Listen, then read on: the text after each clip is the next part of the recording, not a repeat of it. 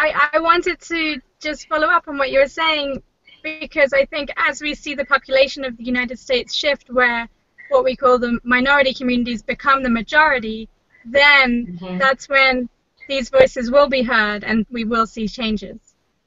I think that's right. I think, you know, the numbers that we were talking about that came out earlier this week, I don't think anybody who's looked at this for very long probably wasn't terribly surprised, but I think that what's going on is that we're in a place where, as I mentioned before, we don't have to just watch the few things that these people put out, historically put out, which, by the way, has made a ton of money, right? So why wouldn't you keep putting it out? Why wouldn't you keep doing the same thing that makes outrageous amounts of money for most people who are involved?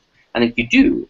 I think that I think the problem is that, look, I work for a labor union, so clearly I'm concerned about, you know, more and better jobs for our members, and, you know, for that. But the unique part about talking about disparities of this kind in this industry is that it's not just about the people who go to work or who.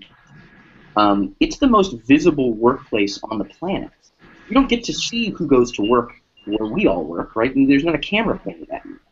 It actually does something. There are studies after studies that say what happens when you either are visible or aren't in the media, and then the kinds of depictions that you are shown as actually reinforce stereotypes or can dispel stereotypes. It says something to a given community if you're seen or not. Do you matter?